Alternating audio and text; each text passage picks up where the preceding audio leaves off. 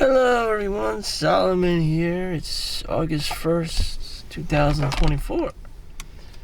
And, I'm back to the grind. It's a new month.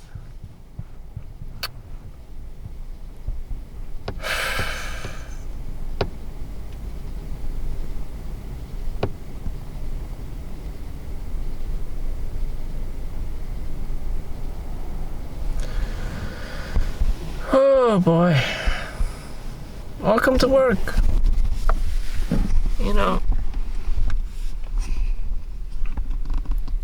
Welcome to work.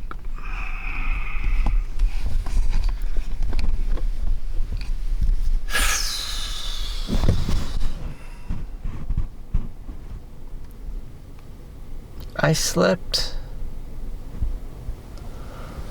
3 hours plus another 7 hours, 6 hours, so 9 hours of sleep in total. I basically slept my entire day. That was it.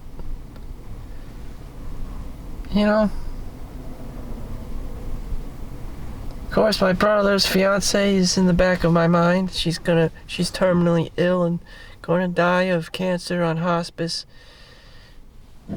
in 2 weeks. She's got 2 weeks left. It's incredibly sad. And that is a long time to suffer. But while you're on hospice, the rule is that you get unlimited morphine.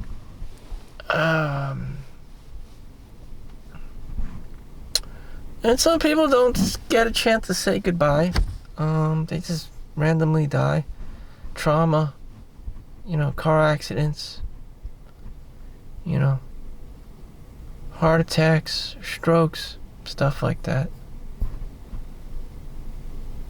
So, in your early 40s, it's kind of young. Very young. I'm almost 40. If I just died and all of a sudden that's like a get out of jail free card, so God's not gonna have that allowed.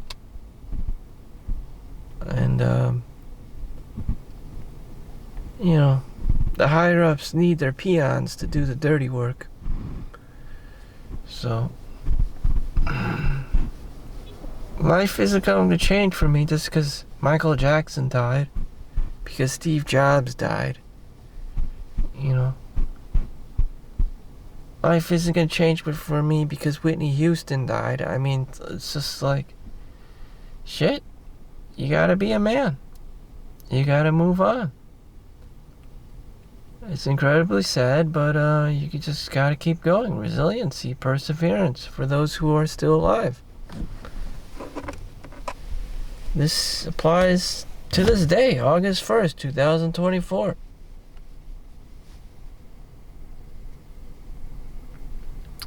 And it's just like, hey, this new celebrity just died. No, your life isn't going to change for most people. You still have to stomach it and go to work. In most cases, people are probably still kids in school, and you just have to keep going. And that's what it is.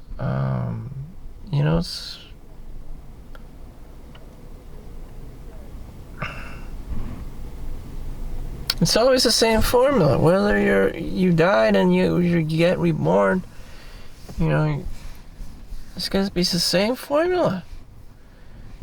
All your aunties and uncles and moms and dads are gonna you gotta have to be a lawyer or a doctor.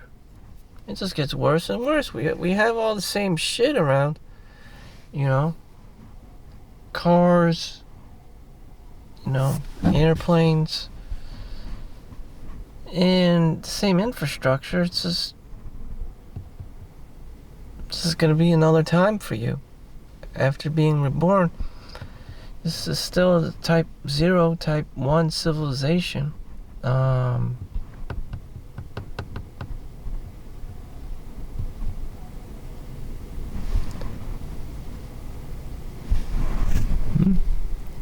Oh boy.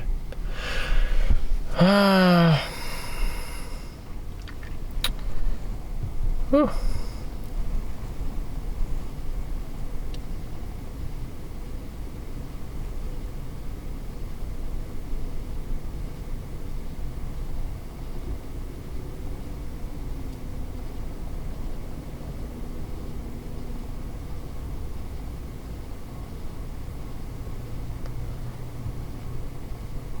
The janitor is still here.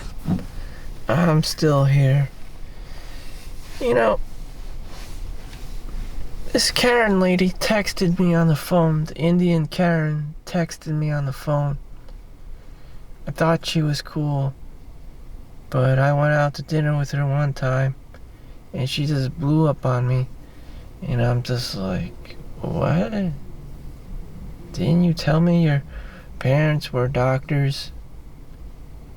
And the other one was an engineer.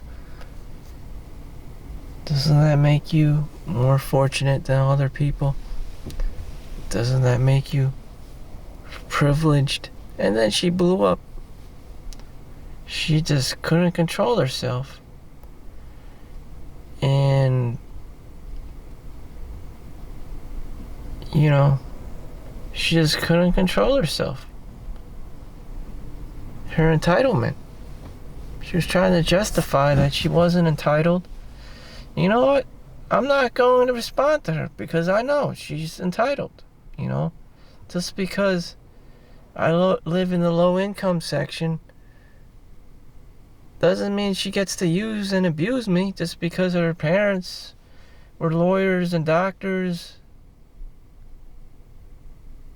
You know, I'm not going to do that to myself. She can go fuck herself, you know. I have that choice. You know, I even blocked her on my phone. And I got a new phone and she's unblocked for some reason. And she keeps trying to text me like I'm going to respond. The tenacity of this lady, of this Indian Karen. I don't get it. I don't want to talk to her. I don't want to talk to people who are entitled to men. Who think they're entitled to men because they've built up a princess model in their head that men are subservient to them. I don't give a fuck about your 50-plus-year-old ass. What are you gonna do? Chase my girlfriend around and tell her that I'm a scumbag? Joke's on you, there's no girlfriend. I'm the only one who actually cares about my being, about my actions and responses. And then in this case, I'm not going to respond because I know how it is. You're damned if you do and you're damned if you don't. I help her. She doesn't even say thank you.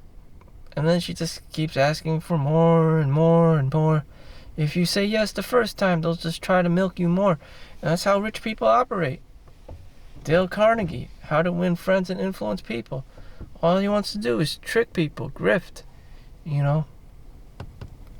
And then you just, you know, he's trying to teach his skill of grifting, but you know, I don't know if this guy is genuine or sincere. Like he actually wants to help people. He just wants to operate and run a business. That's good for making money. But, you know, when it comes to interpersonal relationships and compassion and being sincere, you know, fuck you. Damn. I'm sorry, but no. Not sorry for being an asshole. Like, no. Shit. No. No means no. Damn. It's so common that girls get to say, no, I have a boyfriend. What does the guy get to say when grandma needs help? No. No. No, grandma, I'm not going to help you. No, lady, I'm not going to open the door for you. You keep yelling at everyone like a Karen. Shit. I just had to listen to this goddamn thing from Teal Swan. We live in a society where women misinterpret men's leadership as controlling. We misinterpret masculinity as toxic. Therefore, the guy becomes extremely passive And women find this extremely unattractive. Yeah, so? And therefore, women, it's like they're just taking care of another child. They're just taking care of another child. Well, as far as that, I'm not helping you because you turned into Karen. Anything that the guy does, he gets yelled at. So I don't know what one the hell you want. You know, all those hormones. It's just like, I don't get it. All these hormones. It's like you make more money and the government just taxes you more. Like, you're damned if you do and you're damned if you don't. It's a double-edged sword. You try to help people, they're just going to criticize you. And it's just like, you know what, fuck all this. You know, the game is rigged. You can't win. You know, there doesn't seem to be a right way to do things. You know, you're too fucking picky. You keep reacting to the guy. The guy does this, the guy does that. The guy doesn't do anything, so he doesn't, you can't criticize him because he never fucking did anything. And yeah, he still gets criticized. And it's just like, what in the actual fuck? And you just keep talking about the guy and then just talking shit about him. It's like he wanted to help you, but you criticized him too harshly, and now he doesn't help you, and you criticize him for being too passive, and it's just like, he's so confused, like, what the fuck do you want? You know, you help the girl get a hamburger because she's hungry, and she's crying that she's hungry, but then you find out that she's on some weird vegan diet, and she's like, no, I don't want your hamburger, and the guy's like, the fuck, bitch, you're not eating anything then. You're too fucking picky. So no one knows what the fuck you want. I know what I want. I want to punch in and make my money and get the fuck out of work. Shit, that's the only thing that makes sense. Everyone else can go fuck themselves. They don't need me. Shit. Women find men who are extremely passive unattractive. And you didn't want to go out with guys before. Now you don't want to go out with guys either. You know, it's only imaginary chattings and Tyrones. Like, I have a boyfriend. Go fall back on your default boyfriend. I have a boyfriend setting. Why are you involving every other guy? Like, I don't understand this crazy female dynamic. Go crawl back to your Chad and Tyrone. And Tyrone's in prison. Chad ran away to become the next Wolf of Wall Street. So you have the nice guys and Mr. Rogers there. And he's all upset because you women keep criticizing him for the nice things he does. And he's just like, you know what, fuck this. Now you think he's too passive and he doesn't do anything. Now the women are upset because they don't find him attractive, and then they think he's just another man-child. And you know what? No one's happy. You know, women are just too high up on the pedestal in Western civilization. You can never be happy.